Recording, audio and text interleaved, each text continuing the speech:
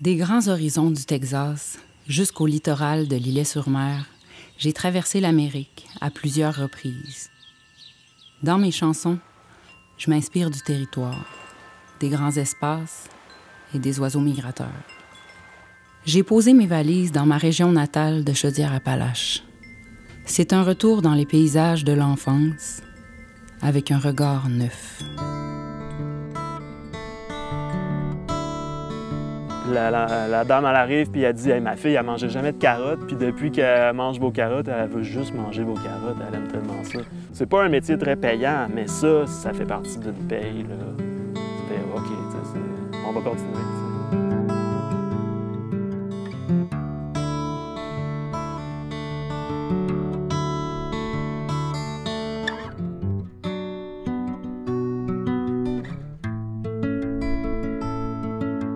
Je m'appelle Dave Bernard, je suis copropriétaire de la ferme des Pensées sauvages. Alors, moi, je suis Catherine Bélanger, puis je suis à la ferme des Pensées sauvages et chez moi en même temps, à Saint-Aubert.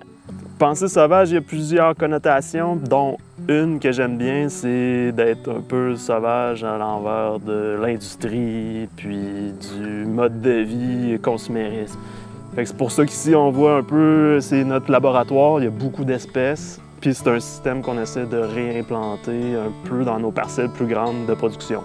Et je pense que c'est dans notre nature que de mettre de la diversité. Là. Moi, je capote sur toutes les plantes du monde. Fait que je mets beaucoup d'énergie qui n'est pas payante dans mon jardin, dans les champs, à planter des fleurs puis tout. C'est pas vraiment pour rapporter de l'argent, mais plutôt pour la diversité, les hyménoptères, abeilles et compagnie, les oiseaux. J'ai toujours aimé les plantes. Enfant, je passais mes journées dans la forêt à parler aux arbres. Chaque jour, une nouvelle fleur, un nouvel insecte, l'écho d'une prière. Je ne suis plus à la poursuite du vent maintenant. Je le laisse passer. Je l'écoute. Ici, on a on a la famille des courges. Fait qu'ici, on a des concombres verts, des jaunes, des courges asperges, des courgettes. Puis on est des amoureux quand même du Mexique, d'Amérique latine. Puis on a beaucoup de tomatillos, des verdés, des amarillos, cerises de terre. Puis après ça, ici, c'était notre champ d'ail, mais là, il est récolté. Fait que là, il y a 2 buttes de fines herbes.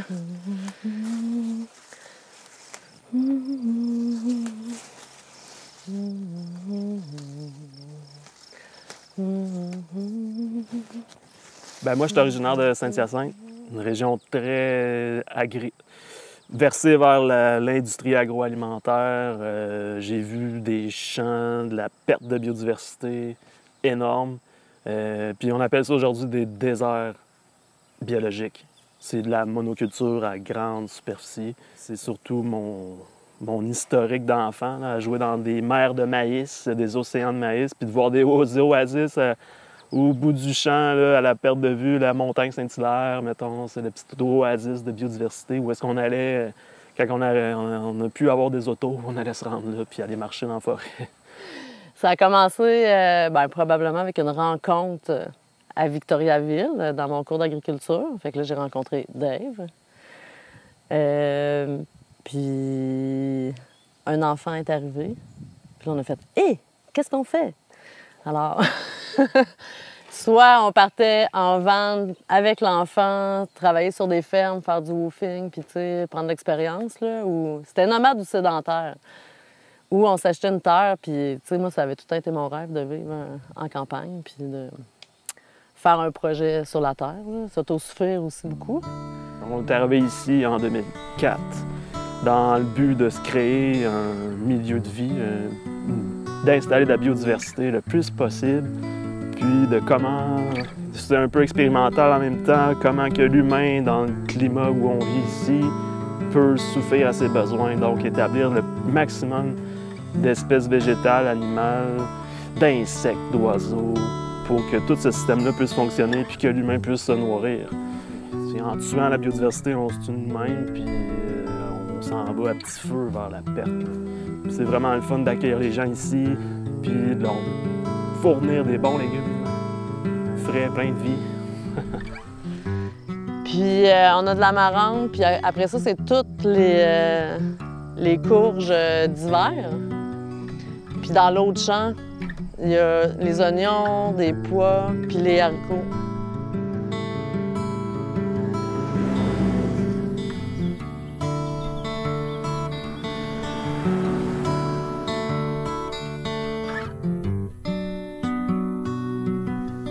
Au fil des ans, j'ai laissé des morceaux de mon cœur le long des routes pour retrouver mon chemin. Quand j'en ai eu assez de vagabonder, j'ai laissé mes miettes de cœur égarées me guider. Et c'est ici qu'elles m'ont amené. Comme des semences, je les ai enterrées en espérant qu'elles fleurissent, quelque part entre le Saint-Laurent et les Appalaches.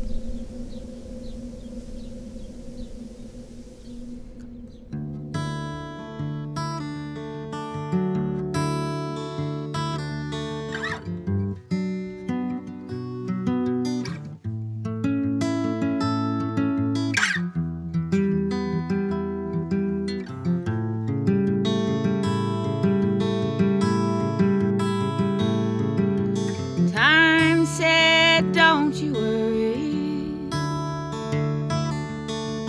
I will take care of thee. I am but what you see, and without you there is no me. Night said, be at peace. Dance, stream, be at ease. I will carry you at least as far as the first rays shot in the east. Rainbows piercing the sky, colors on my weary eye. See what is said, told the moment to promise not to grasp no hold.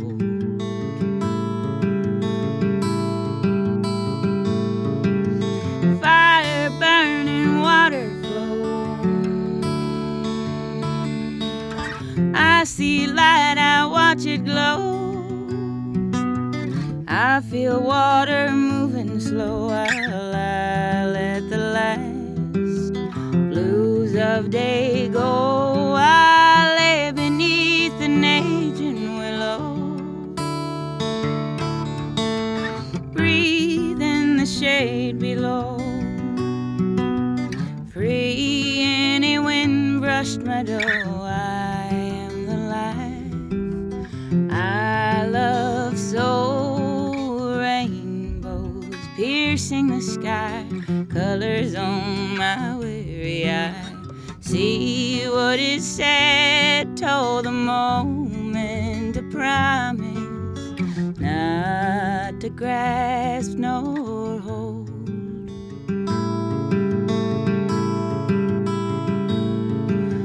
Love say, don't you worry, I will take care of thee.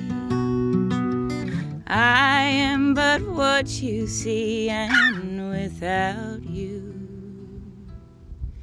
there is no me.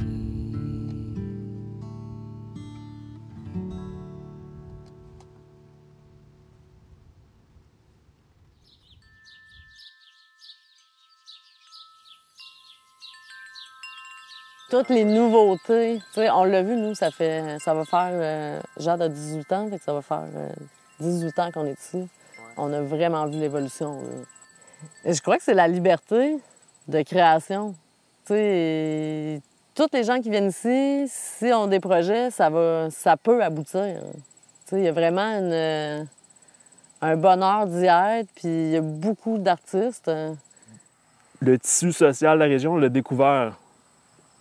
Au départ, en arrivant, on s'est dit « Hey, wow, finalement, il y a une vie culturelle, là. Il y a une vie artistique, il il y a plein de jeunes qui sont là, qui arrivaient aussi en même temps que nous, puis on s'est fait plein d'amis qui venaient d'ailleurs, puis de la région, puis finalement, on a adoré ça. Nos filles ont grandi ici, ils ont eu vraiment une belle vie, moi, je pense, là. Mais les gens étaient vraiment gentils. Les locaux, là, tu sais, tout le temps de bonne humeur au dépanneur, tu sais, quand tu vas dans les lieux, ben, la vie de tous les jours, là, je vais à la quincaillerie, ben, tout le monde était super sympathique, là. C'est le fun, puis c'est de plus en plus diversifié, là, de gens de tout horizon, là. Mais je pense que c'est une richesse, fait que oui, rester ici, c'est cool. Fait que là, elle était partie. C'est des aubergines qui sont greffées. Sont greffées sur des plants de tomates. Fait qu'on démarre nos plants de tomates au mois de mi-février. C'est gros comme une mine de crayon, mettons, le tronc. Puis on part nos aubergines aussi en même temps. Puis ces tomates-là, on vient couper une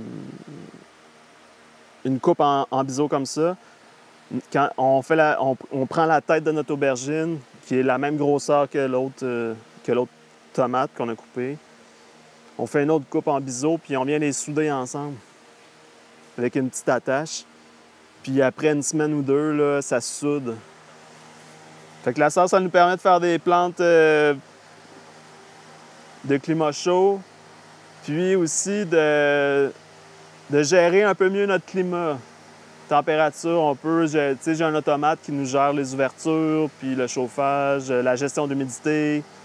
Donc, on a beaucoup moins de maladies fongiques que dehors. Puis après ça, c'est les insectes. On peut acheter des insectes prédateurs, parasites, pour venir contrôler les insectes qui bouffent nos plantes. Fait qu'on on a une meilleure gestion de notre système. Bien, c'est une confiance qui s'est établie avec les années. Au début, c'était pas facile, mais on a commencé petit à 20 paniers, 20 personnes, 20 familles. Puis on a monté graduellement 30, 60, 120, puis on est rendu à deux. On a monté à 200, 220. Fait que les gens, il y a des gens qui étaient là du début puis qui nous ont suivis jusqu'à aujourd'hui. Bien là, ce qui s'en vient dans notre premier panier, parce que cette année, on a fait une saison particulière. Nous, on tombe vraiment dans les légumes fruits, tu sais, du pic de récolte, en fait, là. Tu sais, tomates, aubergines, piments, tous les concombres, les zucchinis, les haricots, des pois, beaucoup de feuillage, kale, bétacarde. Puis là, bien, plus les semaines avancent, on va tomber dans les légumes d'automne, choux chinois, les choux, fenouil. Bien, fenouil aussi bientôt, là. Bien, nos sols se sont améliorés. On est parti d'une vieille friche à des terres productives en végétaux comestibles. Fait qu'il a fallu les nipper, remettre la vie dans le sol pour que ce soit productif. Puis aujourd'hui, bien, c'est vraiment merveilleux, ça pousse bien. Revenir d'un long voyage, ramasser des éclats de rêves brisés pour en faire une mosaïque dans le jardin, entre la vigne et les rosiers, devant les échinacées.